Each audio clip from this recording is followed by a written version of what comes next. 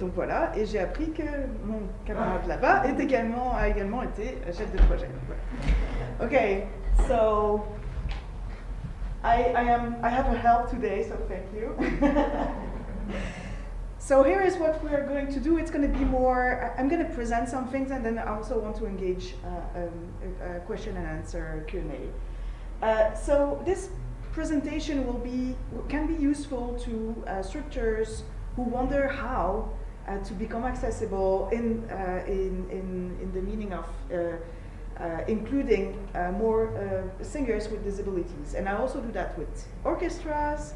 And in fact, it's more like a problem-solving exercise. Mm-hmm. It's not, you should do that. It never works like that. It's always a communication and a conversation with the structures, with the singers, with the organizers, with everybody who is included in the organization. Donc aujourd'hui, je vais m'adresser beaucoup aux structures qui souhaitent accueillir des chanteurs atteints d'un handicap dans leur organisation. Et c'est jamais une conversation du type « vous devez faire ça ». C'est toujours une conversation du type « communiquons ensemble et essayons de trouver des solutions ». Et c'est vraiment mon optique, parce que all singers and musicians have different needs and are different. So in your organization you will have lots of different things, and it's not only about physical accessibility. It's lots. Accessibility, when we talk about accessibility, equity, inclusion and diversity, this A can be accessibility and can be something else, but accessibility means a lot of things. So we're going to define what accessibility means today. Et vraiment, l'accessibilité aujourd'hui, ça peut être pour des chanteurs ou des musiciens. C'est un terme qui veut dire énormément de choses. Donc quand on parle de accessibilité, inclusion, diversité, équité, c'est le A est un des accessibilités, ce n'est pas l'unique accessibilité, comme on a vu dans ces sessions précédentes. Et vraiment, ce que nous allons faire aujourd'hui, c'est essayer de définir qu'est-ce que peut vouloir dire accessibilité, et c'est pas uniquement physique.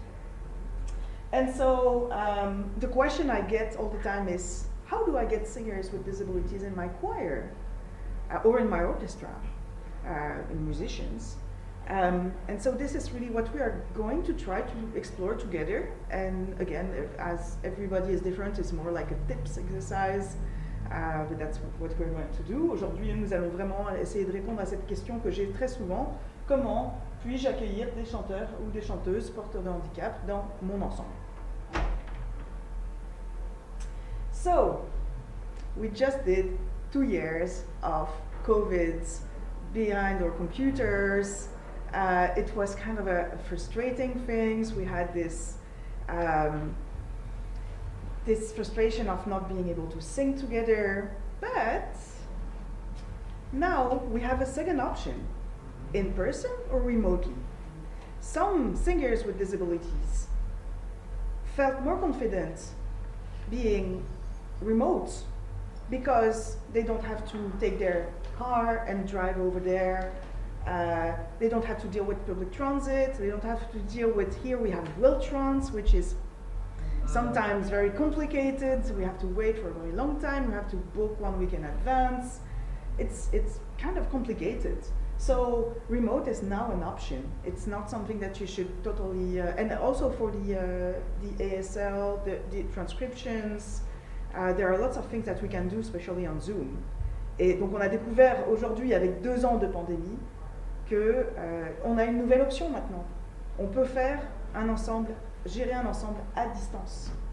On peut dire aux chanteurs, ne vous déplacez pas au lieu physique, ne prenez pas Wiltrons, qui est très très très compliqué, qu'on doit réserver 1 semaine en avance, je connais. Voilà, ce genre de choses. Il y a maintenant une option à distance. So this is to consider. So where else should I consider accessibility? There is one part that we often forget. It's communication. Communicate with your choir. It means you have a website, right? Everybody has a website. And usually what you do, if you include accessibility in your website communication, you include it for the audience, not necessarily for the performer. what is the level of accessibility for the performer? That's something else. And some people in the room here with whom I worked know that it's sometimes very complicated to have this level of accessibility. So it can come with, do I have a ramp? Where do I park? What transit can I take? Things like that. Donc aujourd'hui, vous avez tous un site web où vous faites de la communication sur votre site web. Mais ce qu'on oublie régulièrement, c'est d'inclure des informations pour les chanteurs eux-mêmes, pour les chanteurs qui vont venir dans votre chœur. Pas seulement pour les chanteurs qui vont, pour les gens qui vont assister à la représentation. So that's really important. Where can I find this kind of information? An example of that. Podium, they did a very good job in asking for an assessment of all the places where the conference was, but also the venues, right? So it's little details. For example, what kind of obstacles can I find? I take an example. In Metropolitan United Church, the columns and the floor are both white, meaning that someone with sight issues might not distinguish, if they still see a little bit, might not distinguish the difference between the column and the floor. So we said, okay, so let's figure out and put some signage. Very simple, you know, problem solving, you know, it's like what can we do? Donc ça c'est très important également de considérer quels sont les petits détails qui peuvent faire une différence pour tout le monde. Par exemple à Metropolitan United Church, les colonnes et le sol sont blancs. Donc quelqu'un qui a des problèmes de vue, ne va peut-être pas distinguer la colonne du sol. So that little thing. So if you want examples, you can go on the Podium website and on the app, and you have an accessibility section, right?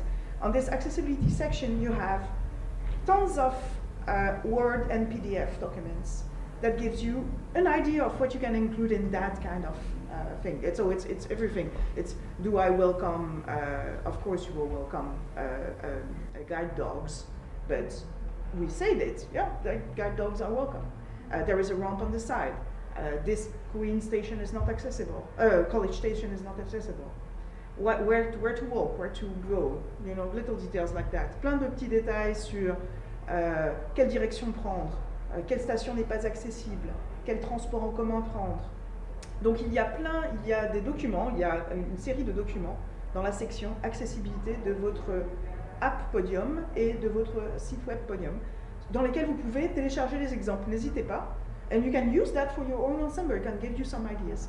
And so I was the lucky one. They asked me to assess all the places. That's something I do all the time. So if you have any doubt or question, don't hesitate to send me an email. So ça c'est quelque chose que je fais régulièrement. Je l'ai fait pour Podium. Donc si vous avez des questions, vous pouvez également m'envoyer un email. So this is the slide that is a bit frightening.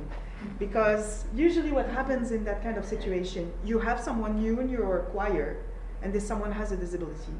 And then suddenly you have kind of a disability fright, because it's really that, it's like, how can I speak to the person without offending the person? What can I ask? What kind of information can I ask?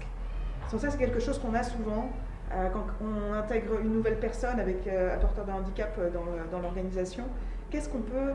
On a un petit peu peur de poser les bonnes questions. Est-ce que c'est la bonne question? Do I say something wrong? Est-ce que je dis quelque chose de mal? But the experts are the people with disabilities, right? So don't hesitate to ask. They won't get offended if you ask. How can I help? You know, what is it that I can do to help you and to welcome you? And so there are several assumptions that we have, and I have two examples here: deafness and blindness. So who was at the concert yesterday afternoon? Right. So deafness, and we'll start with them. It was a great pleasure to see an LDEF choir with the Charlois Youth Choir. They did a very good exercise of inclusion, and it's a very important thing that they say, because they say we don't. So deaf people, first of all, deaf people can sing. deaf people can sing. We saw deaf people signing yesterday, but some deaf people are vocalizing, so they can sing. And some people don't vocalize or prefer not to vocalize because they are afraid of singing the wrong note or something like that. And they sign. And how beautiful it is, right? And it gives an option to your audience to wow, okay, so let's include that. But they didn't do it like, oh, that's a good idea, let's include ASL. No, they went to the person and said, how can I include ASL? That's exactly what the way to go. It's to go directly to the experts. And the other thing is blindness. So, pour les francophones. Donc pour la surdité, c'est quelque chose qu'on a régulièrement comme idée que la surdité et la musique ne sont pas compatibles. This is not true. They are compatible. C'est compatible. Les experts, c'est les personnes avec un handicap. Donc n'hésitez pas à leur poser des questions. Comment je peux faire pour intégrer une surdité dans un chœur? Et NL Deaf Choir et Shalaway Youth Choir ont eu un bon exemple hier d'intégration. Dans leur processus de travail, ils ont demandé à la personne porteur de handicap, les personnes sourdes, comment on peut inclure du chant avec de la langue des signes. Et c'est eux qui ont appris, they taught the rest of the choir. And you know this bring me home. This was a whole conversation between the two ensembles, and it was beautiful. So there is a documentary, I recommend that. There is a documentary about this work. Il y a un documentaire qui a été tourné sur ces deux organisations travaillant ensemble. So blindness now, this is another assumption. Because they cannot see, they cannot learn no, this is not true. They can learn the scores. And there is something, if you don't know, there is something called Braille music. Not every blind person can read Braille music because it's different from Braille alphabet. It's really two different languages. Like you have many sign languages. We have ASL, which is American Sign Language, and we have Langue des Signes du Québec, and we have French Sign Language, and we have Italian Sign Language, etc. One country has one different sign language. So it's the same as us speaking, right? This is something that people ask all the time. Can they communicate between different countries? No, it's like us. We have all different languages. Les langues des signes sont différentes pour chaque pays. Donc, ils ne peuvent pas vraiment communiquer. Un interprète va devoir être mis à disposition s'il y a plusieurs langues des signes dans la salle. Et également, pour les personnes aveugles, il y a ce qui s'appelle la musique braille. La musique braille, tout le monde ne peut pas lire la musique braille. C'est quelque chose qui est différent de l'alphabet braille. But it's an option, right? We have that as an option. And so if you look at some options for braille music, the Library of Congress, they have a huge library for braille music. Huge, enormous. So nobody knows it. You know, like, they do a fantastic job. Donc la librairie des Congrès à New York et aux États-Unis ont une grosse librairie, une grosse bibliothèque de musique braille. So that's an option too. And then after that, if the person cannot read braille music, there are audio files. This is simple, right? The audio files are simple. You have audio files, maybe, and all the choir can learn with audio files, right? That's open for everybody. And also, sometimes some people would like to, if you don't have separate tracks, for example, or if you have separate tracks but not necessarily good quality, if they have a software, you can just extract the MIDI file from your own software if you have it in a digital format, and give that to them, and it's very weird because it really reads A, B, C, and then it reads one after the other. Plus, it gives indication that it's. But it's how they learn, and you can imagine a piano with all or a full, like if you have I work with a pianist who's blind, and he's always trying to find solutions to have a better quality of speech in his software, but we're getting there. It's better and better. Donc des fichiers numériques, c'est vraiment, ça peut servir à votre chœur, à votre ensemble. Tout le monde peut avoir un enregistrement audio, ça c'est vraiment quelque chose que tout le monde peut utiliser, handicap ou pas. Et après, il y a des formats digitaux qui peuvent être intégrés dans Sibelius, dans des logiciels musicaux qui peuvent être utiles pour des musiciens atteints de handicap visuel. So these are two examples to consider. There are so many. I discussed with someone here who you might have seen. She's seeing only with one part of the eye. So how do you deal when you have to turn a page, right? So you have a tablet. What if the score is now going like that, without turning pages and having only one part of the eye seeing? This is a simple solution, but why not? You know, it's just try to find solutions. So that's something that you could do yourself, right? Problem solving with the singers. What can you do? Not what can you not do, but what can you do, and we will figure it out.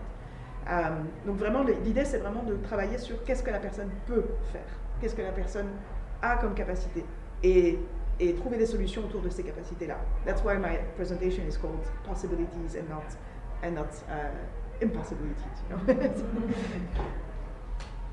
Oh, and I forgot to talk about hidden disabilities. You have a lot of hidden disabilities in your choirs, you know, hip surgery, knee surgery, temporary walkers, people aging, so they need to. So what do I do during rehearsals? You know, I put an extra chair, or I remove a chair if someone in a wheelchair. But all disabilities are not people in wheelchairs, right? We see us in a wheelchair a lot because it's. You see me going everywhere, like zoop, zoop, zoop, zoop. Yeah, so, oh yeah, I know that there. You know, but there are lots of hidden disabilities. Les handicaps invisibles, il y en a des tonnes. Il y en a beaucoup dans vos ensembles. Donc ça, c'est vraiment quelque chose à considérer. Si quelqu'un a besoin de s'asseoir, mettez une chaise. Si quelqu'un a un fauteuil roulant, enlevez une chaise. So now, let's talk about the fun parts. Organizing the concert, because now you get everybody in the rehearsal space, everything is accessible, that's great. But then the concert hall, So same exercise, right? You have to make sure that the concert hall is accessible for the need of the person you have in the choir, not only for wheelchairs. Because usually when you ask the organization, is your place wheelchair accessible? Yes, you can. It's flat, or you have a ramp. Yeah, but you have washrooms. How are your washrooms? Is there the same level as the concert hall? Do I have access to the green room, to the change room? Can I do the warm-up with everybody? Because if the elevator is not working, you cannot do the warm-up with everybody. So these little details are to check, and it's communication in advance, it's preparation. C'est beaucoup de préparation à l'avance. Quand vous arrivez à une salle de concert, en général, ils vous disent « Oui, c'est accessible, on a une rampe. » Ok. Est-ce que vous avez des toilettes? Est-ce qu'on peut accéder aux salles de répétition? Est-ce qu'on peut accéder aux salles de costumes, aux loges?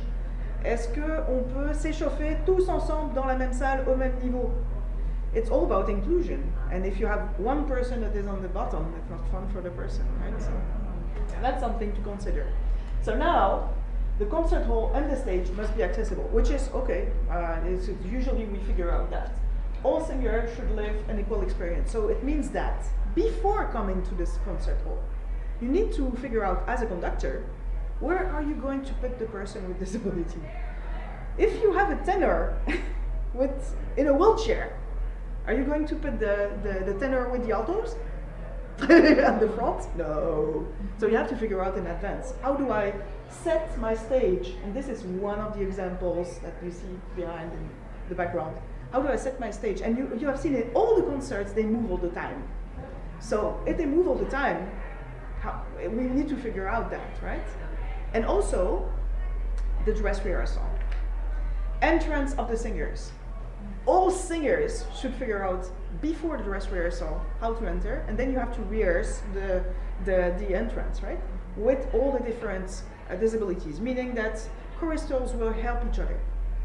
That's all the time, you know. Can you take my scorebook? I cannot take it when I'm, or with the stroller, or the walker, or whatever, or with crutches.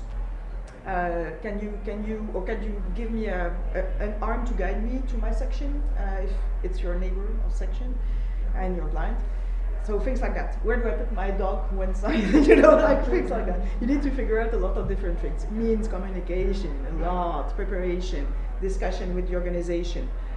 Don't purchase a ramp that is like that when you know that the singer cannot push himself on this big ramp. Things like that.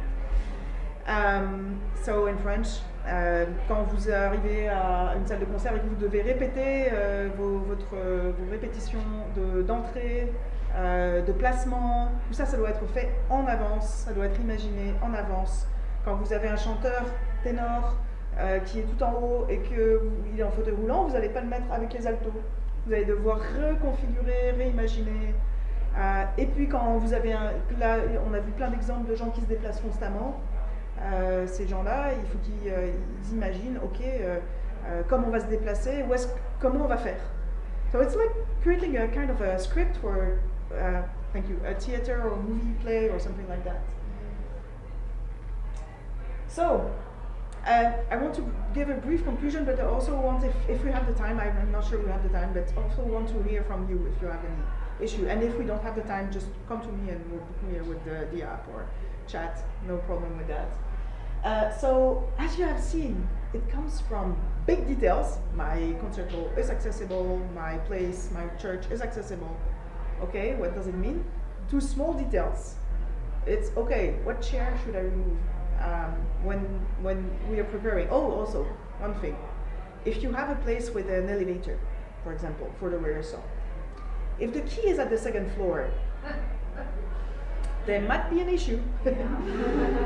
So figure out with the singer, what do you need? Do you need an access to the key? And this is a conversation, and it might take time, right? It's not an instant thing. Because what happens here is that you learn from your mistakes, like every other project, right? I'm a project manager, so you learn from your mistakes. Do mistakes, it's okay. You will be better next time. And all different disabilities have different needs. So if you don't figure it out right now, work with the person. So the important thing is do what we call in IT project manager, the lessons learned, which is, what can I learn from my experience? How can I make it better? So vraiment c'est le petit détail et le gros détail. Le gros détail c'est ma salle est accessible. Le petit détail c'est si la clé de l'ascenseur est au deuxième étage et que la personne est en fauteuil roulant au rez-de-chaussée, ça ne marchera pas. Il faut que vous trouviez une solution pour que ça marche. Et donc ce qu'il faut faire après le concert, ou à l'expérience, c'est une réunion de leçons apprises. Vous avez appris des choses, vous serez encore meilleur la prochaine fois. Et ça, c'est vraiment quelque chose à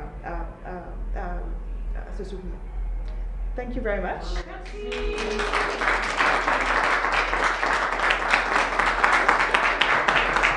Donc,